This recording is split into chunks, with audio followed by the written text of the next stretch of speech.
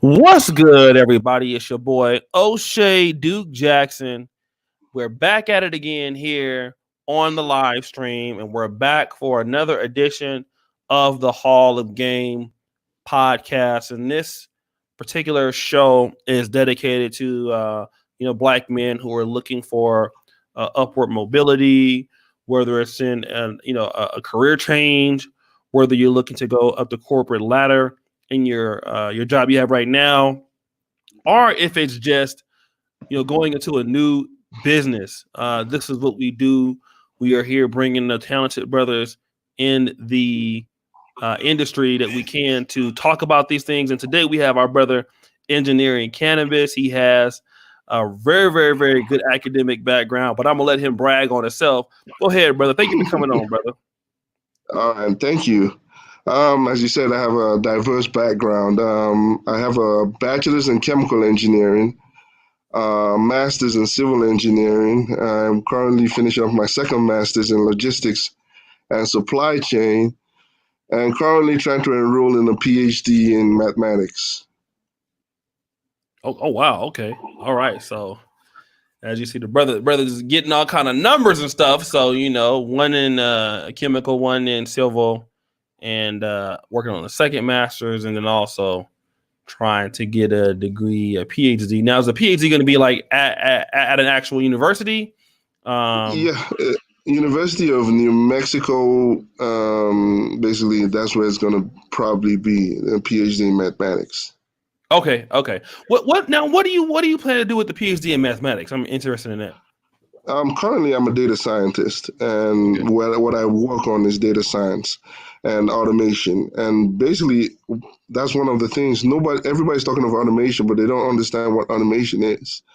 Automation is basically computer science and mathematics, combined combination of computer science, statistics, linear algebra, mathematical modeling, and basically formulating all that to basically turn to automation.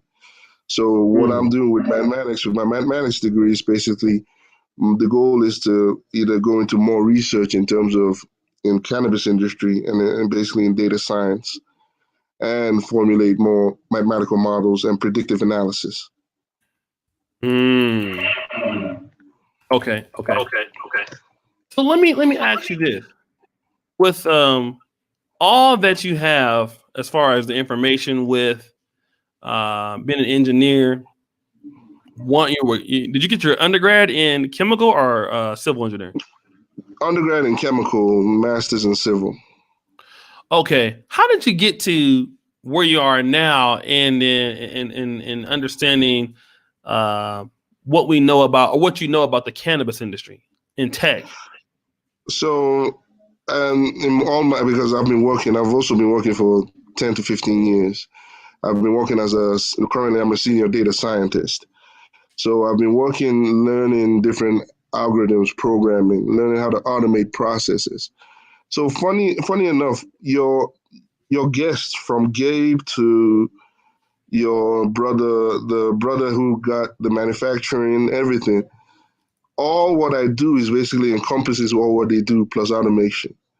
I design processes and design processes, and again, at the end of the day, automate those processes. So for every big business that you've talked of, I basically worked with BMW and all that to look at their processes and see how their processes work, and then automate where their weaknesses is. So that's what automation is making things efficient. And in the cannabis industry, it's a new industry.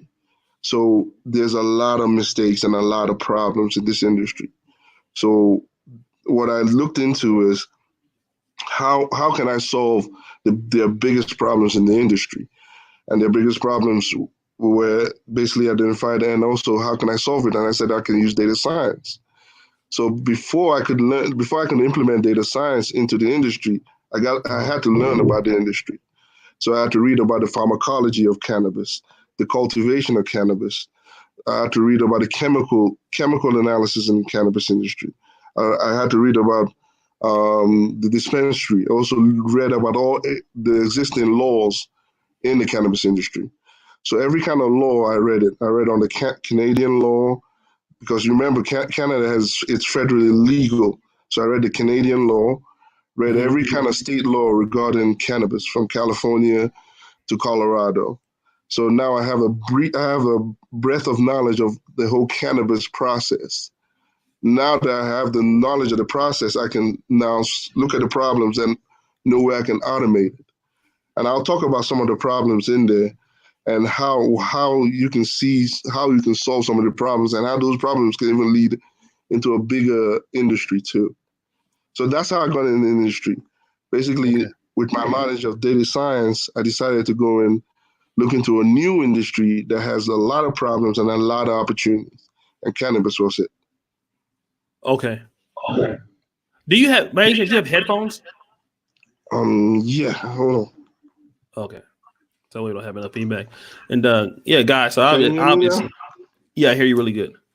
What's up, brother Rashad? Good to see you, brother George Macon, brother James, Sandman, Jasmine. Can you hear me now? Yes, I hear you very well. It's a little better, yes. So that's my story about the cannabis industry. Basically, my knowledge of data science and then applying it to the cannabis industry. So my background and all that. And the reason I did that because the cannabis industry currently is too expensive, especially when you want to basically touch the plant. So if you want to open a dispensary, you need at least $2 to $5 million just to open a dispensary or cultivation. You need at least 10 million.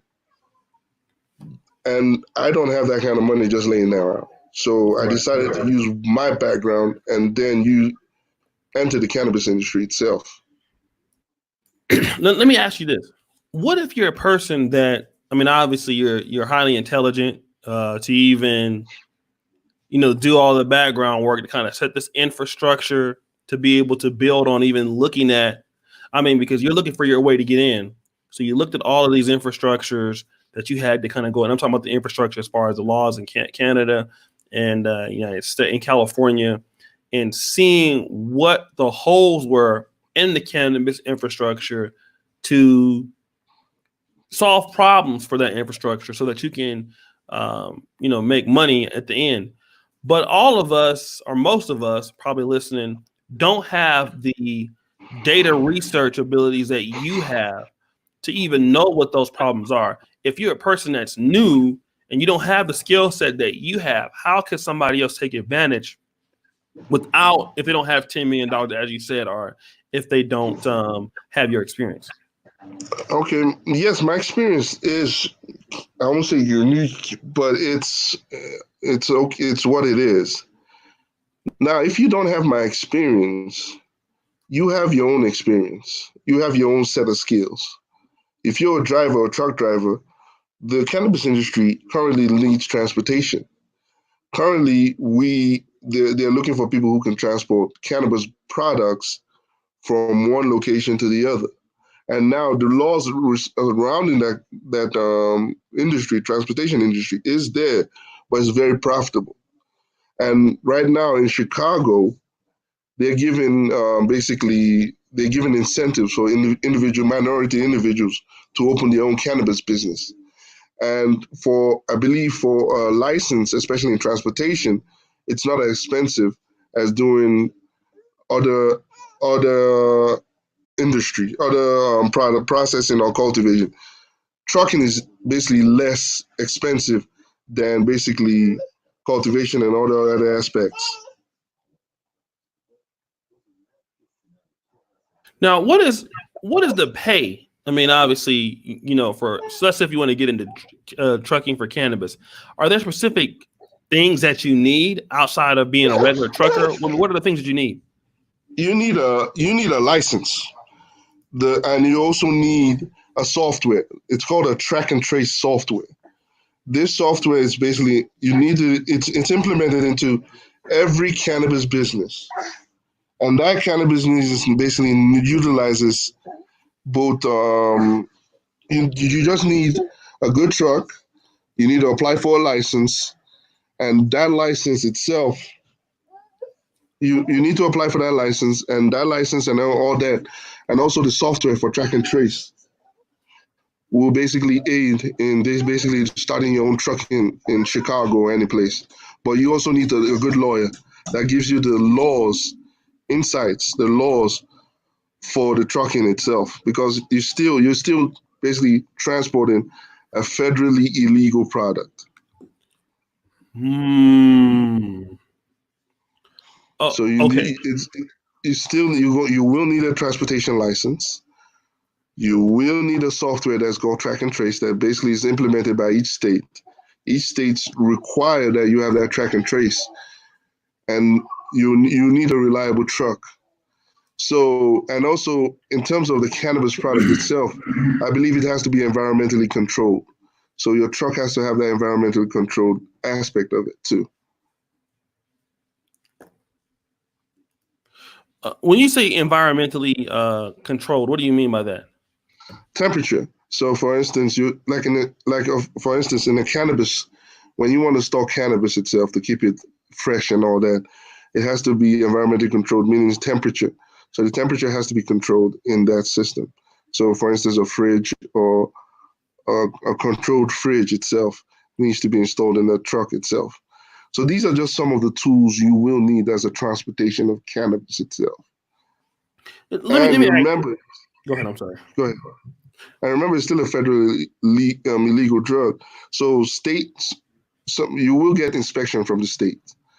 They will come on a regular basis to inspect if you're using the software, if you're doing everything right in terms of the cannabis, especially in transportation. And you cannot transport across state line. You can only transport within the state, legal state itself. Because it's federally illegal, so you cannot transport. Do not ever try to transport cannabis across state line. You will get prosecuted to the highest order of the law. Okay, so let me ask you this. Then does it limit your ability to be involved in the cannabis industry to certain states? Because like for most people in the tech, we talk about tech industry, we talk about stuff like that. That's everything else. Go ahead. So for the tech industry, you're not restricted, especially in cannabis, you're not restricted by the state. But for other industries, again, I always advise individuals who are trying to go into the cannabis industry.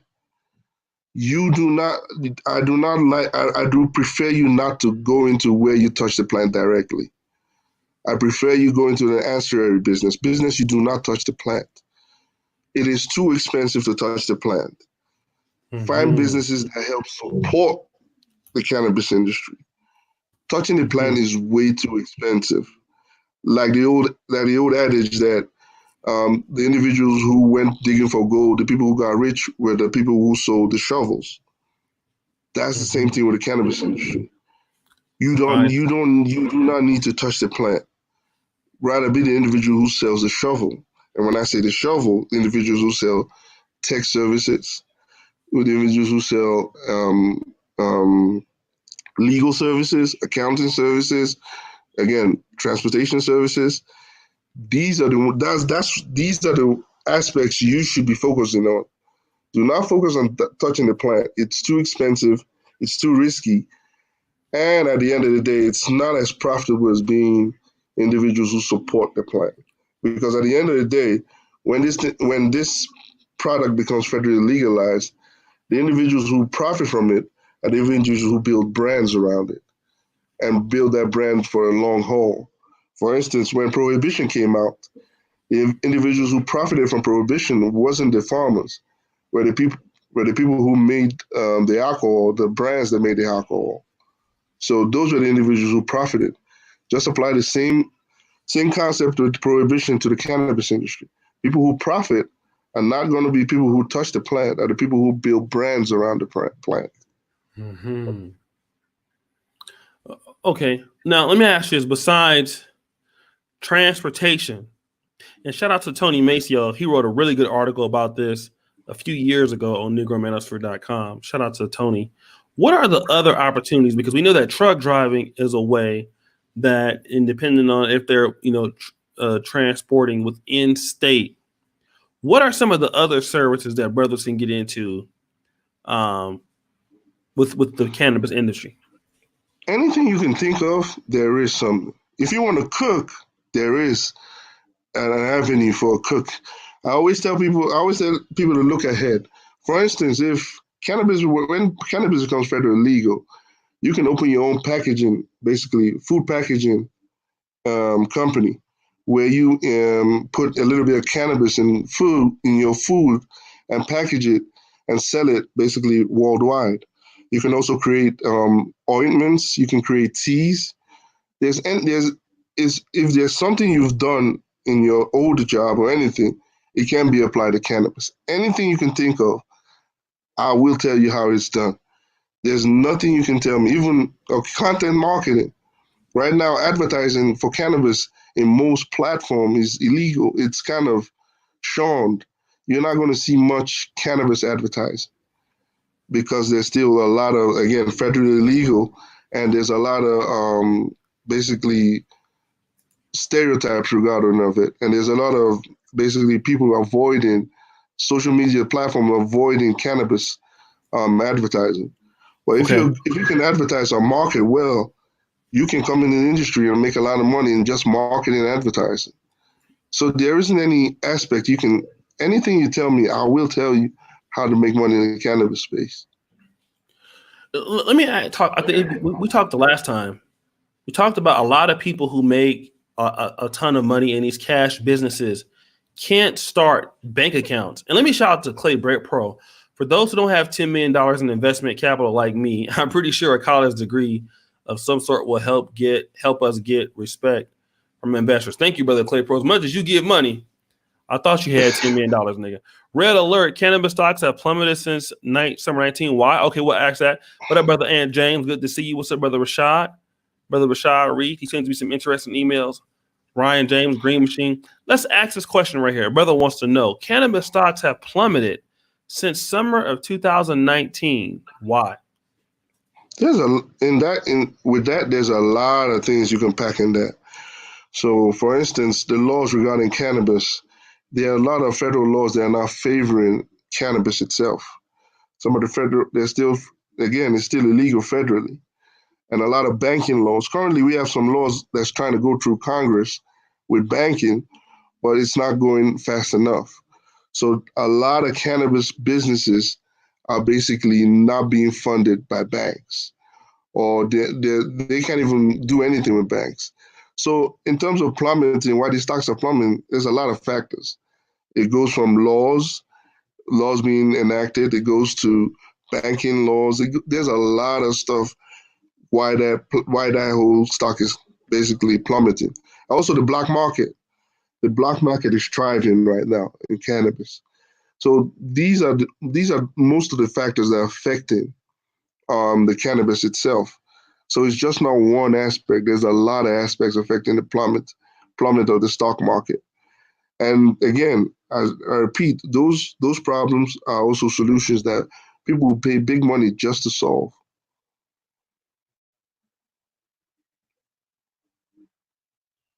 All right. And again, thank you so much. Now, shout out to brother Cornelius that works in the building, brother Old Schools, Yasharla. Thank you, brother, being here. Let's talk about, you talked about a lot of people in the cannabis industry can't get bank accounts. So yes. how are they what opportunity is there if you can't deposit all of this money because of the type of business that it is, although it is legal? How can people, make money that way? Now that's a good way. Now, if I can basically deposit my money, I have to then get a safe in my office. And I have what? And remember, dispensaries, they make at least like 200, 300,000 a day. So they're stocking that amount of cash in a safe behind a dispensary store. So what are you going to need in terms of helping? So you're going to need armed security. Armed security, good. Now, in terms of security, the problem with security, you even talked of security in terms of your show, the last show you talked of, how everybody is running frantically about security currently. Mm-hmm. So, for instance, O'Shea, what drives security itself? Why do you have a gun or a bat in your house? It's because you're afraid of the unknown. You don't know Right. what's coming. Right. So you have a bat, you have everything just because you're afraid of the unknown. So you're afraid of a brother like me coming into your house, O'Shea, and say, "Hey, where all the super chat money? Bring it out." You're afraid of that. You're afraid of something like that. I'm busting your house, and hey, I've been seeing YouTube super chat money. Bring it all out. You're afraid of that. Right. So why is that? So something like that, that's a problem, especially even in the cannabis space. So for instance, I'm trying to work on a startup that solves that problem. Why is security driven by the fear of the unknown? Why is not security driven by data and automated systems? So why can't I use what's in your surrounding to basically drive your security? So, for instance, every feature, for instance, police reports, every data I can get that drives your police report to make it real time. So why isn't your security like a systems like a hurricane system? When a hurricane reaches Category 1, they implement a safety system where they put man on the ground and put different aspects, maybe first aid and FEMA. When it reaches Category 5, they bring it's more alert, and they bring in the army and all that. So why isn't your security system driven like that, where your surrounding dictates your security itself? When it's Category 1, we know we implement a new security system. Category 5, we implement another security system, where it's not driven by the fear of the unknown, but it's driven by data of around your community. So that's a startup that I'm trying to get in the cannabis space, where security is not driven by the fear of the unknown, but by the data around the community. And that alone is the tech. That's just one aspect of tech that can be applied in just the security aspect of cannabis. So that's just one aspect I'm looking into tech. And again, if I employ a security guard, I can make it more efficient using the data around the system. If someone is coming to steal, I already know what's going on based on the data around the community. And then I employ more efficient ways to basically secure your cannabis product or your cannabis money using AI and artificial intelligence and machine learning. So that's just one part of tech startup I'm looking into, especially with the cannabis space. So this is what automation is itself. Automation, what I was talking about in terms of cannabis and individuals trying to enter the cannabis, is use what you know and apply it into the cannabis space. Don't be afraid. I know about automation. I'm using what I know to drive opportunities I can get in the cannabis space. All right. And thank you, brother, Mr. Benevolent. Seems like it's a echo in the background. And brothers, thank you for being here, liking the videos. Thank you, brothers, for the super chats and the support for the show. Shout out to one of my longtime moderators. Love to see the brother Carlos Jean. He recently ran for office in his home state of Louisiana. So the brother was doing some great things. I would love to get him on to talk about that. So always doing some great things. I believe the brother went to Southern University, if I'm not mistaken. So y'all check out the brothers doing some great things out. I believe in the Baton Rouge area, if I'm not mistaken. So let me talk about this. What's up, brother Negro? Let me ask you this though. In your own experience, how hard has it been able for you to try to get into the industry, to try to profit or anything like that? I mean, have you had a lot of problems? Yeah, no, there's problems. Currently, I'm not only facing problems on funding, but there's always problems. This is a new industry, and I'm going into it, so there are problems in there. There's always going to be hurdles. And for instance, right now, I was trying to focus between a startup and consulting, now I've decided to just focus on the startup and abandon everything else. So the problem will arise in terms of funding. And that's where the biggest hurdle is, funding, trying to get your whole startups basically going and basically get it funded and going through the process of funding. So there are hurdles. There's always going to be hurdles. But the goal is to just stay the course, and if you know your product works or your services works, then go for it. But there will be hurdles, and the hurdles always exist. Okay. Let me do this. And shout out to brother Jay Shine, our brother Cream out of Memphis. Is CBD considered part of the cannabis industry? And what's the difference between? Because everybody talks about CBD oils and stuff like that. CBD is part of the cannabis industry because CBD is part of the cannabis plant itself.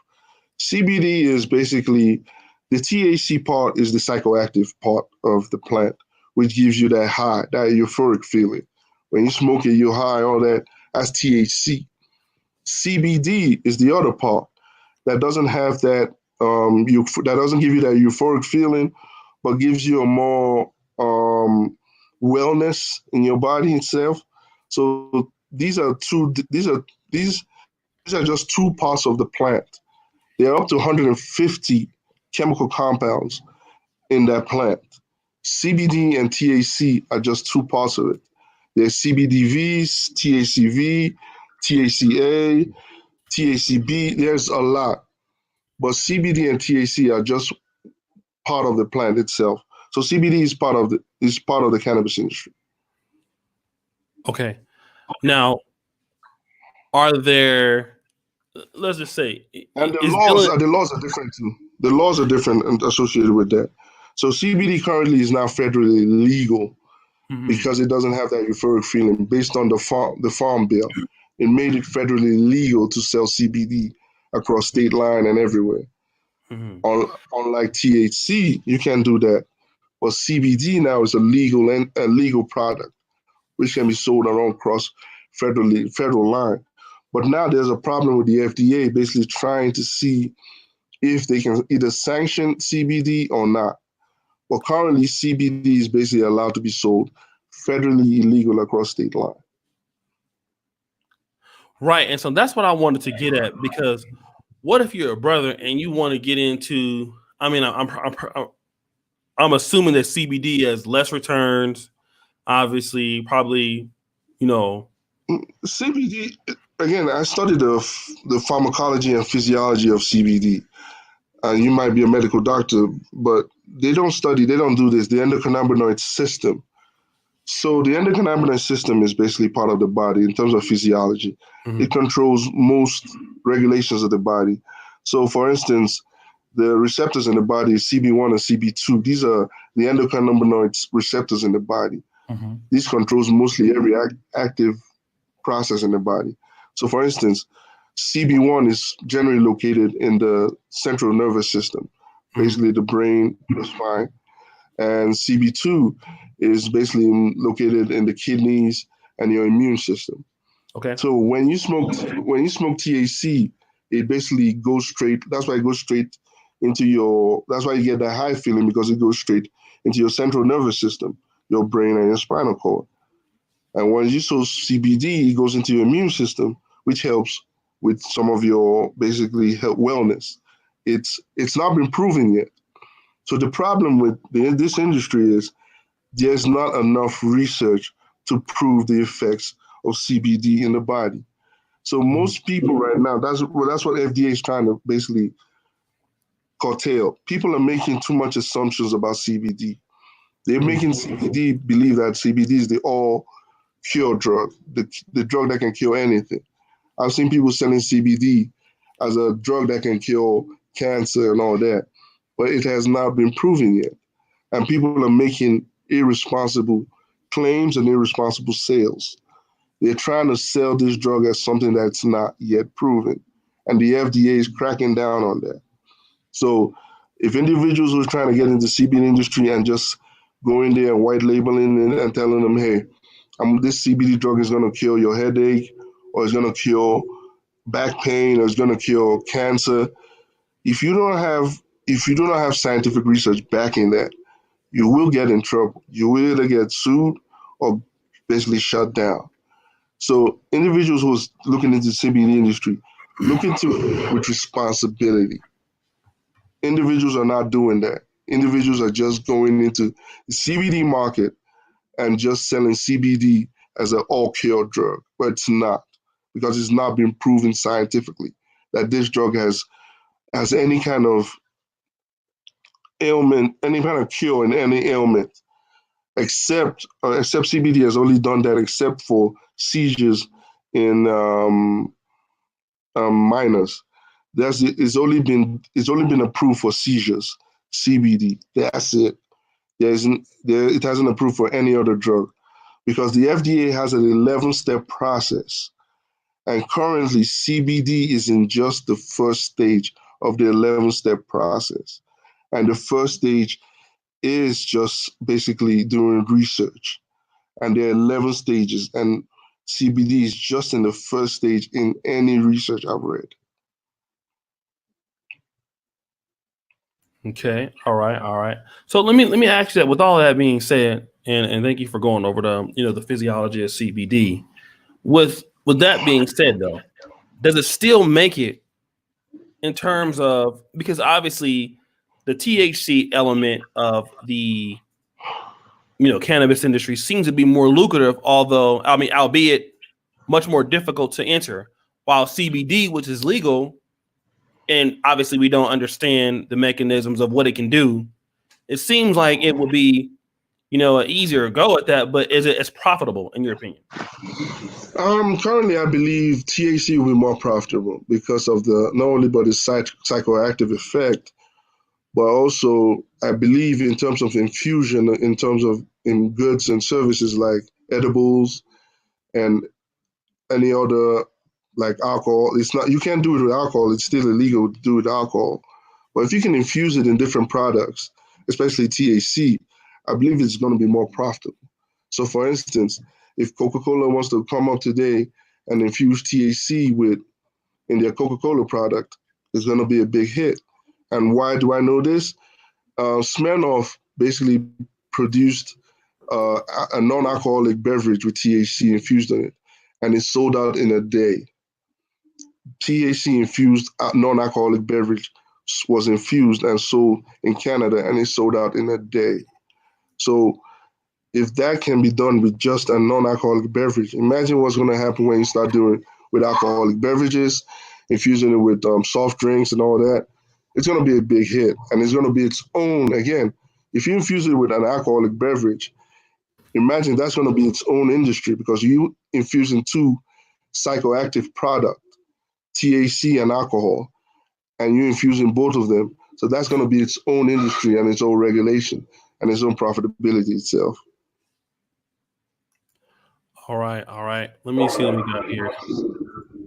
So guys, so basically, let me do this some background noise for whatever reason, but let me go ahead and I know that you won't be on YouTube, probably as much or maybe creating content, but for those who are interested in the information that he has, thank you, brother G Star, for the $5 Australian dollars. Go and check out Engineering Cannabis.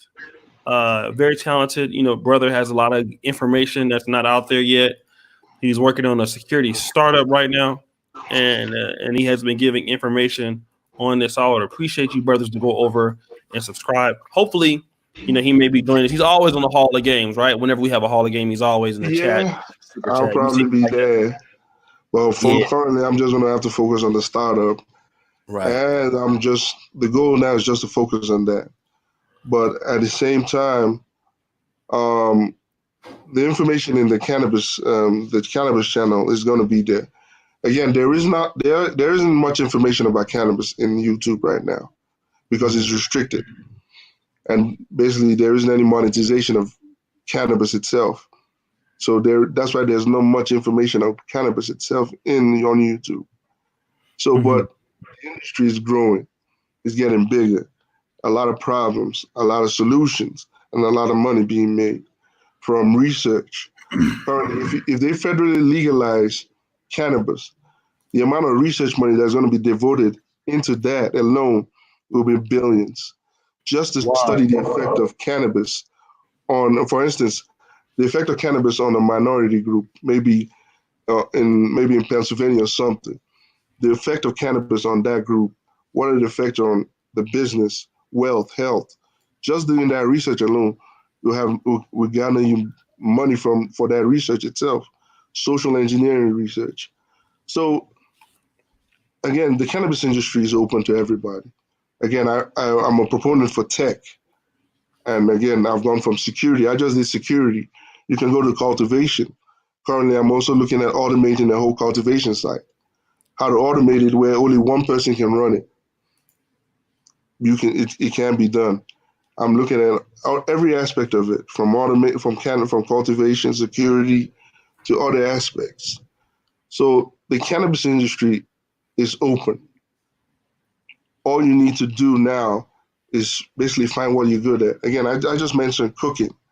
If you're a good cook and you have basically good talent in preparing delicious and nutritious food, the THC component of that will just enhance the food and make it more better. And you can package that and sell that once it becomes federally legal, and basically become a household name with your cooking services. So that's just one aspect. And if it becomes federally legal, remember at that point now you can transport cannabis across state lines. And if you can transport across state lines, you're gonna have to deal with a lot of laws. And that's another profitable business. The biggest profitable business I'm going to tell you about is the logistics business. Logistics around international. Once it becomes legal, and a logistics business, you can transport from America to UK or Africa to America. You can make millions just doing that logistics business. If Coca-Cola wants a strain from Africa and says, "I need this strain from this country," and you're a logistics company that basically knows the laws and everything, you can make millions just knowing how to transport cannabis by knowing the laws and from both the export and import of it. Wow. Okay. Now that's interesting information. Um, let me ask you one last thing, man. For those people that are going to subscribe to your channel, go ahead and tell them what kind of information they could be basically looking to gain from those who come over and subscribe. So in my channel, I always have aspects of cannabis in terms of what you can do in the cannabis industry. I also focus on the news ahead. Like for instance, there was a new compound that came out that is even stronger than THC, the current THC and CBD that was found recently. It's called CBDP and THCP. It's considered the strongest psychoactive compound that is even stronger than what is being used right now. So subjects like that I have in my channel. I have tech. I have security on how you can use security. I have logistics. Again, I talked about how profitable logistics is. I always tell people, if you want to start looking into starting a logistics company and a logistics company with a tech background, I always say everybody, all companies are becoming tech. Every company you know is a tech company now. So in order for you to compete, you need to be a tech company. You need to employ automation, data science in your company. So once you employ it, you're ahead of the curve.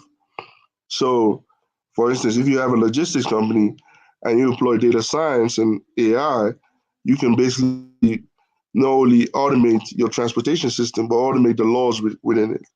So again, every company is becoming a tech company. My channel has a lot of information on tech, a lot of information on logistics, transportation, every aspect of cannabis. I talk about it.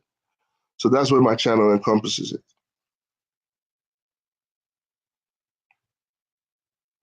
Bro, man, need Mitch McConnell, Trump, and Republicans to get on board with banking and legislation. Yeah, it's not going to happen. They have a bank. The Safe Banking Act is in Congress right now, and currently it's still in Congress. It's not gone through the Senate. And if it goes through the Senate, I've done some mathematical models. It doesn't look like it's going to pass through the Senate because a highly Republican base that favors um, prohibition, especially within cannabis.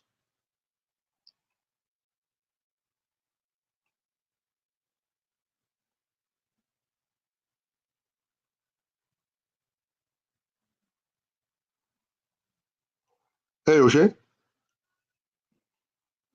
O'Shea.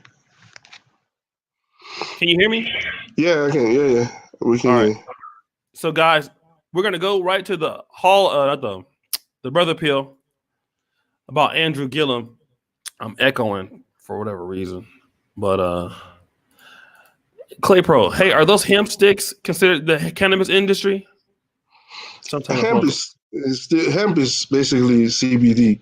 Hemp is a concentrated amount where that's where CBD is where CBD is. So hemp is considered cannabis, but it's legal because it doesn't have a THC compound in it, or it has 0.03% THC, which is the legal amount of THC that you can have in hemp, 0.03%. If you go beyond 0.03%, it's considered cannabis and it's considered high THC, and that they will seize your plant for that. oh my god, Cornelius Edwards. I sampled a THC lollipop once. Well, guys, listen. Thank you, Engineering Cannabis, for coming on and bringing knowledge, brother. I thank you for the support. Hopefully, we can get you in on a panel one day. I know you've been busy. Yeah. And guys, go over to the Brother Pill. Me and LAR are going to weigh in on this Andrew Gillum thing and talk about black men being on the down low and all that. So, guys, thank you so much for the support. Thank you, brother Engineering Cannabis. And any last words? Again, tech tech is big.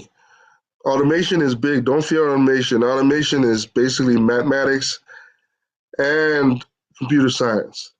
So automation, and every company is going to be a tech company. So I implore you, go into the tech side of the cannabis industry. There are a lot of opportunities in there, a lot of opportunities to make money. So go in there and basically make some money out of it. All right, brother. Peace out. Thanks again, All right. Cannabiz. Peace.